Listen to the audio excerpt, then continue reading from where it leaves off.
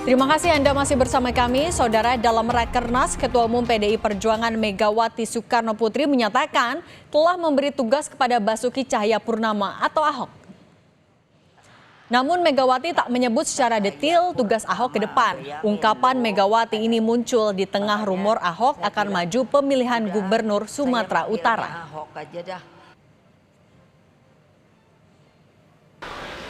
Sekarang beliau bersama kita sudah keluar dari pemerintahan, lalu bilang pada saya, Ibu minta tugas. Oke, sudah ada tugasnya.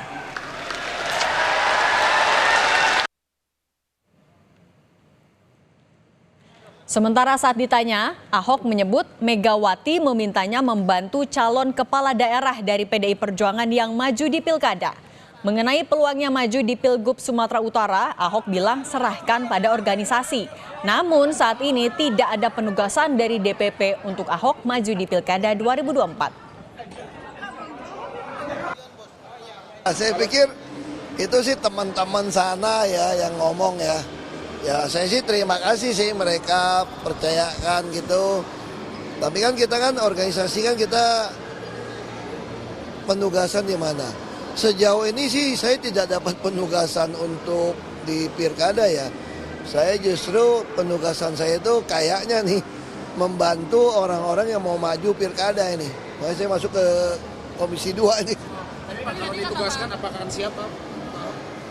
Ya kita secara organisasi ya pasti disiplin organisasi ya.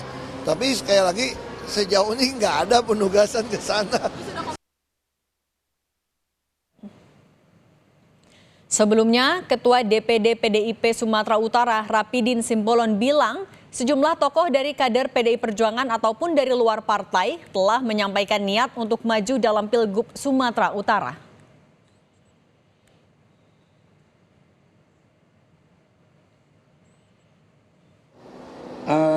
PDI Perjuangan memang bisa membawa sendiri calonnya.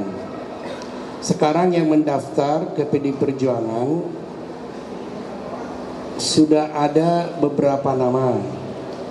Dari internal partai sudah ada, dari eksternal juga sudah ada. Bahkan dari internal ada Bapak Nixon Nababan, dari eksternal ada Bapak Edi Rahmayadi, kemudian Ijek juga sudah nelpon saya, beliau nanti akan mengembalikan formulirnya setelah Rakernas. Ketua Umum PDI Perjuangan Megawati Soekarno Putri menyatakan telah memberi tugas kepada Basuki Cahayapurnama atau Ahok. Ungkapan Megawati muncul di tengah rumor Ahok akan maju pemilihan Gubernur Sumatera Utara. Apakah Ahok dipersiapkan jadi penantang menantu Presiden Jokowi, Bobi Nasution yang sudah terlebih dulu diusung oleh Partai Gerindra? Akankah pencalonan Ahok di Pilkada Sumut ini jadi pertarungan yang sengit? Sudah bergabung bersama kami Direktur Eksekutif Parameter Politik Adi Prayitno. Mas Adi, selamat petang. Selamat petang, Mbak. Mas Adi, pesan Megawati soal tugas Ahok, apakah bisa dilihat kalau ini adalah peluang melawan menantu Presiden Jokowi, Bobi Nasution? Apalagi kan juga DPD PDIP Sumut udah bilang siap nih untuk melawan dinasti politik. Ya, saya kira memang secara prinsip soal apakah Ahok akan maju Pilgub Sumut ataupun tidak, itu sangat tergantung bagaimana PDIP akan memberikan perintah dan penugasan khusus. Karena kalau kita membaca fatsun politik di PDIP kan sifatnya penugasan. Jadi setiap kader yang ditugaskan harus tegak lurus dan siap untuk memenangkan pertarungan. Tapi yang kedua, publik melihat bahwa jika Ahok betul maju di Pilgub Sumut berhadapan dengan Bobi Nasution, ini bukan hanya soal Ahok dan Bobi, tapi publik menilai ini bagian babak lanjut bagaimana perang politik antara Jokowi dan PDIP akan terus berlanjut. Apapun judulnya, Bobi itu adalah replika politik dari Jokowi. Apapun judulnya, Bobi itu adalah menantunya Jokowi. Dan oleh karena itu sepertinya memang dalam setiap kompetisi politik elektoral ke depan, di mana ada replika politik Jokowi, disitulah sepertinya memang PDIP akan melakukan perlawanan dengan mengusung kader-kader terbaik mereka untuk memenangkan kontestasi.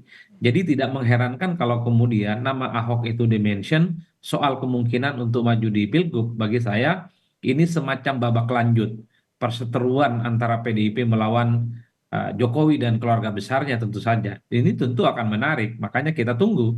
Apalagi misalnya kita tahu bahwa PDIP merupakan satu-satunya partai di Sumut yang bisa mengusung calon gubernur dan calon wakil gubernur sendiri, yang tentunya akan menjadi variabel menarik kalau yang dihadapi itu adalah Bobi Nasution. Nah, yang perlu diketahui juga kalau kita bicara dan melihat angka-angka statistik, tentu memang Ahok ini relatifly belum dikenal ya, karena memang baru-baru ini saja namanya dikaitkan dengan Pilgub Sumut. Ada 3 nama besar yang saya kira memang selalu muncul secara signifikan di survei di Pilgub Sumut. Ya, pertama adalah Bobi, yang kemudian yang kedua adalah Edi Rahmayadi, yang ketiga adalah Ijek. Ini 3 nama besar yang sebenarnya sejak awal sudah menjadi spotlight ya. Warawiri disebut sebagai sosok yang sangat potensial akan beradu secara sengit terkait dengan kemenangan di Pilkada Sumut. Tapi kalau ada Ahok, kemudian namanya diperkenalkan, ya tentu lambat laun publik dan warga di Sumut akan mengkonfirmasi bahwa sosok Ahok apakah akan mereka dukung ataupun tidak, tentu sangat tergantung bagaimana kampanye dan kerja-kerja politik yang akan dilakukan oleh Ahok ke depan. Tapi yang jelas, kalau Ahok betul diterjunkan ke Sumut sebagai sosok yang dinilai akan menantang Bobi Nasution, ini akan menjadi pertarungan yang cukup menarik. Karena ini menyangkut soal gengsi Jokowi dan keluarga besarnya tentu saja, karena di situ ada Bobi. Yang kedua tentu menyangkut gengsi dan nama besar PDIP yang saya kira memang akan dipertaruhkan nantinya. Saya kira di situ komentar saya, Cindy. Oke, artinya kalau selain Ahok tadi kan ada nama lagi seperti Edi Rahmayadi dan juga Bang Ijek. Artinya 2 nama itu juga sebenarnya punya kans yang sama-sama besar untuk punya persaingan sengit melawan Bobi ya? Ya, saya kira memang PDIP di Sumut itu kan punya golden ticket. Satu-satunya partai yang bisa mengusulkan calon gubernur dan calon wakil gubernur. Oleh karena itu ya sebenarnya PDIP sangat bebas sebenarnya siapa yang akan diusung. Apakah akan mengusung Ahok, ataukah misalnya mengusung Edi Rahmayadi, ataukah misalnya mengusung Ijek yang notabene-nya kader Golkar. Tapi kalau Ijek rasa-rasanya sulit ya, karena apapun sampai hari ini Ijek adalah sosok yang dijagokan oleh Golkar yang sangat potensial untuk maju. Sekalipun Ijek maju misalnya dalam Pilgub Sumut, sepertinya memang lebih dekat untuk berkoalisi dengan partai-partai pendukung Prabowo dan Gibran, yaitu di Koalisi Indonesia Maju. Makanya tidak mengherankan sebenarnya kalau saya melihat bahwa Golkar lebih condong akan bergabung dengan Bobi, bergabung dengan jagoan yang akan diusung oleh Gerindra nantinya. Paling mungkin dalam Pilgub Sumut, ya pilihannya ada 2, kalau tidak Edi Rahmayadi sebagai kader eksternal, yang kedua adalah Ahok. 2 nama ini yang saya kira memang relatif agak diperhitungkan belakangan, karena memang levelnya adalah tokoh yang selama ini memang selalu disebut memiliki nama besar, memiliki rekam jejak dan pengalaman politik yang cukup panjang. Tentu semuanya sangat tergantung PDIP nantinya. Apa yang akan ditentukan? Ahok ataukah Edi Rahmayadi, ataukah masih mempertimbangkan nama-nama lain di luarnya. Tapi yang jelas, PDIP sepertinya sangat serius menantang Bobi dalam Pilgub Sumut. Makanya kan beberapa waktu yang lalu ketika bicara Pilgub Sumut, sejumlah elit PDIP seperti Jarod itu kan sering menyebut soal kemungkinan cawe-cawe presiden. Ini kan bagian dari perang terbuka. Ini kan bagian dari cyber sebenarnya, di mana PDIP akan melihat di mana ada kekuatan politik Jokowi, disitulah kemudian PDIP akan melakukan perlawanan. Oke, Ini nah, perang babak oke. lanjut. Mas Adi, artinya di mana lagi selain di Sumut, PDIP akan melakukan perang terbuka dengan Pak Jokowi atau parpol yang mendukung Pak Jokowi di daerah mana lagi, Mas?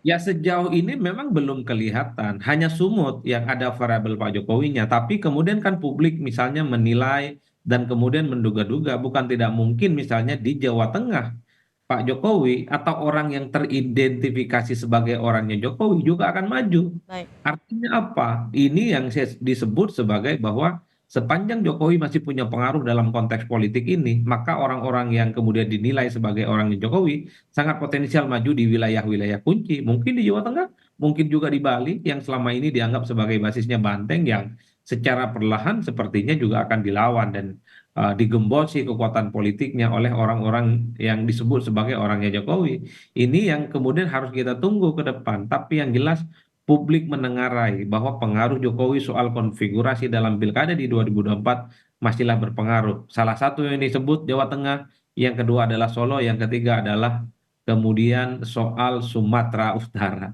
Ini yang Oke. menurut saya menarik, kenapa selalu menjadi perbincangan sini. Baik, masih kita tunggu ya, artinya nanti siapa saja tokoh yang dipilih PDIP, masih Agustus pendaftarannya. Terima kasih Direktur Eksekutif Parameter Politik Mas Adi Praitno, sehat selalu Mas Adi.